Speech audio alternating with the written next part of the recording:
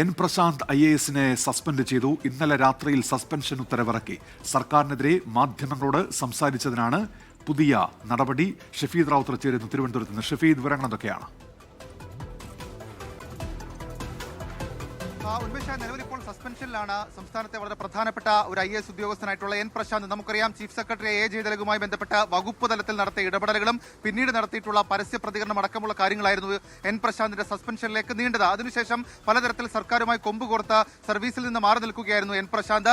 ആ സാഹചര്യത്തിൽ കഴിഞ്ഞ ദിവസം നമ്മൾ B അശോകുമായി ബന്ധപ്പെട്ട വാർത്തകൾ പറഞ്ഞതാണ്. B അശോകിനെ സസ്പെൻഡ് ചെയ്ത തീരുമാനത്തിന് ശേഷം പരസ്യമായി പ്രതികരിച്ച ഒരു ഉദ്യോഗസ്ഥരാണ് എൻ പ്രശാന്ത്. എൻ പ്രശാന്തിനെ വീണ്ടും സസ്പെൻഡ് ചെയ്ത് സർക്കാരിന്റെ ഭാഗത്ത് നിന്ന് വളരെ നാടകീയമായിട്ടുള്ള ഒരു നീക്കം നടന്നു എന്നുള്ളതാണ് ഏറ്റവും പ്രധാനപ്പെട്ട കാര്യം. 8 തവണ അച്ചടക്ക നടപടി നേരിട്ട ഉദ്യോഗസ്ഥനാണ് എൻ പ്രശാന്ത്. ഇന്നലെ രാത്രി ഇതുമായി ബന്ധപ്പെട്ട ഉത്തരവിറക്കി എന്നുള്ളതാണ് പുറത്തേക്ക് വരുന്ന സൂചനകൾ. നേരത്തെ നമ്മൾ ഇതുമായി ബന്ധപ്പെട്ട് രാവിലെ തന്നെ ഒരു വാർത്ത കൊടുത്തിരുന്നു. ആ വാർത്തയിലടക്കം പറഞ്ഞത് വീണ്ടും അച്ചടക്ക നടപടിയിലേക്ക് പോകുന്നു, നോട്ടീസ് അടക്കമുള്ള കാര്യങ്ങൾ ഇഷ്യൂ ചെയ്തു എന്നതാണ്. എന്നാൽ അതിന് പിന്നാലെയാണ് ഇപ്പോൾ ചീഫ് സെക്രട്ടറിയുടെ ഭാഗത്ത് നിന്ന് എൻ പ്രശാന്തിനെ സസ്പെൻഡ് ചെയ്തിട്ടുള്ള ഒരു തീരുമാനം. 1.5 വർഷമായി വിവിധ ചട്ടലംഘനങ്ങളുടെ പേരിൽ സസ്പെൻഷനിലായിരുന്നു എൻ പ്രശാന്ത്. നിലവിൽ ഇപ്പോൾ ഈ പുതിയ പശ്ചാത്തലം, അതാ ഈ ഭരണമാറ്റം അടക്കമുള്ള കാര്യങ്ങൾ ചർച്ചയാകുന്ന പശ്ചാത്തലത്തിൽ കഴിഞ്ഞ ദിവസം B അശോക് നടത്തിയ വെളിപ്പെടുത്തൽ അത് സർക്കാരിനെതിരെ രൂക്ഷമായിട്ടുള്ള വിമർശനം അടക്കമുള്ള കാര്യങ്ങളായിരുന്നു. അതിന് പിന്നാലെ എൻ പ്രശാന്തും ഈ B അശോകിനെതിരെ നടപടിയെടുത്തതിൽ പ്രതിഷേധിച്ചത്, അല്ലെങ്കിൽ അദ്ദേഹത്തിനെതിരെ ആ ഒരു സർവീസിന്റെ വഴിക്കല്ല നടന്നതെന്നൊക്കെയുള്ള കാര്യങ്ങൾ പരസ്യമായ മാധ്യമങ്ങളോട് പ്രതികരിച്ചിരുന്നു. ഇതിന് പിന്നാലെയാണ് എൻ പ്രശാന്തിനെ വീണ്ടും സസ്പെൻഡ് ചെയ്തത്. ആദ്യ സസ്പെൻഷനുമായി ബന്ധപ്പെട്ട റിവ്യൂ യോഗം ചേരാനിരിക്കെയാണ് ഇങ്ങനെ ഒരു നീക്കം എന്നുള്ളതും ശ്രദ്ധേയമാണ്. ഉന്മേഷ്, ഇപ്പോൾ നേരത്തെ ഇത് തുടർച്ചയായി അച്ചടക്ക നടപടി നീട്ടുന്നത് നമ്മൾ കണ്ടതാണല്ലോ. അപ്പോൾ ഈ കഴിഞ്ഞ ദിവസം ഉണ്ടായ സംഭവവികാസങ്ങളുടെ പശ്ചാത്തലത്തിൽ മാത്രമല്ല, തുടർച്ചയായി സർക്കാരിന് അനുഭവത്തിനായി തുടരുന്ന ഒരു പശ്ചാത്തലം കൂടിയുണ്ടല്ലോ. അതിൻ്റെ കൂടി അടിസ്ഥാനത്തിലാണല്ലോ ഇപ്പോൾ പുതിയ ഒരു ഭരണമാറ്റം എന്നുള്ള സൂചനകളൊക്കെ വരുമ്പോൾ തിരക്കിട്ടുള്ള ഈ നടപടി. ഷഫീദ്,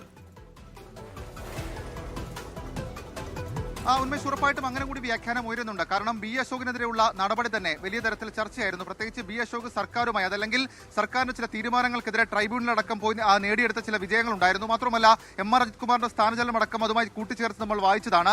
സ്വാഭാവികമായും അതടക്കമുള്ള കാര്യങ്ങളുടെ പശ്ചാത്തലത്തിൽ സംസ്ഥാനത്തെ ചില ഉദ്യോഗസ്ഥരോട് മാത്രം സർക്കാർ വേർതിരിവ് കാണിക്കുന്നു, മാത്രമല്ല ഒരു കോക്കസ് അതിൽ പ്രവർത്തിക്കുന്നു എന്നൊക്കെയുള്ള കാര്യങ്ങൾ കുറ്റപ്പെടുത്തലായി ചില ഉദ്യോഗസ്ഥർ നടത്തിയിട്ടുണ്ട്. B അശോക് സസ്പെൻഷനെ തന്റെ പൊൻതൂവലായിട്ടൊക്കെയാണ് കണ്ടത്. അദ്ദേഹത്തിന്റെ പ്രതികരണവും അങ്ങനെ വന്നത്. അതായത് സമൂഹ മാധ്യമങ്ങളിലെ പ്രതികരണവും മാധ്യമങ്ങളിലെ പ്രതികരണവും അടക്കം ചൂണ്ടിക്കാട്ടിച്ചാണ് B അശോകിനെ സസ്പെൻഡ് ചെയ്തതെങ്കിൽ അതിനുശേഷം അദ്ദേഹം വീണ്ടും മാധ്യമങ്ങളോട് മുൻപിൽ വന്ന് സർക്കാരിനെതിരെ കുറ്റപ്പെടുത്തൽ നടത്തുന്ന സാഹചര്യമുണ്ടായി. എൻ പ്രശാന്തും സമാനമായി തന്നെ മാധ്യമങ്ങളിൽ പ്രതികരിച്ചു എന്നുള്ളതാണ് അദ്ദേഹത്തിനെതിരെയുള്ള പുതിയ സസ്പെൻഷനുമായി ബന്ധപ്പെട്ടും ചുമത്തിയിരിക്കുന്ന കുറ്റം. ഇന്നലെ രാത്രിയിലാണ് ഇതുമായി ബന്ധപ്പെട്ട് വളരെ തിടുക്കപ്പെട്ട ഒരു ഉത്തരവ് ഇറക്കുന്നത്. നാളെ തിരഞ്ഞെടുപ്പ് ഫലം വരാനിരിക്കുകയാണ്. സ്വാഭാവികമായും സർക്കാർ മാറുമോ ഇല്ലയോ എന്നൊക്കെയുള്ള വലിയ ആകാംക്ഷ നിലനിൽക്കുന്നുണ്ട്. ഈ സാഹചര്യത്തിൽ തങ്ങൾക്ക് B അശോക് പറഞ്ഞത് തങ്ങൾക്ക് ഇഷ്ടമല്ലാത്ത ഉദ്യോഗസ്ഥരെ പോകുന്ന വഴിക്ക് ഒരു വെടിവെക്കാമെന്നുള്ള, അല്ലെങ്കിൽ ഒരു വെടിയുണ്ട ഉതിർക്കാമെന്നുള്ള ഒരു രീതിയിലേക്ക്, ഒരു മനോനിലയിലേക്ക് സർക്കാർ മാറി. അതിന്റെ ഭാഗമായിട്ടുള്ള പ്രതികാര നടപടി എന്ന് B അശോക് തുറന്നു പറഞ്ഞതാണ്. അതിനുശേഷം അതിനു പിന്നാലെയാണ് എൻ പ്രശാന്ത്, സർക്കാരിനെതിരെ തന്നെ പോരാട്ടം നടത്തുന്ന എൻ പ്രശാന്തിനെയും സസ്പെൻഡ് ചെയ്തുകൊണ്ടുള്ള തീരുമാനം സർക്കാർ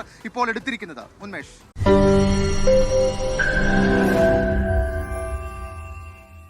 ലോകത്തെവിടെയായാലും ഏത് സമയത്തും 24 വാർത്തകളും ഓഗ്മെന്റഡ് റിയാലിറ്റി പാക്കേജുകളും എക്സ്പ്ലെയിനറുകളും വിശദമായി കാണാൻ ഞങ്ങളുടെ YouTube ചാനൽ നിങ്ങൾക്ക് സബ്സ്ക്രൈബ് ചെയ്യാം.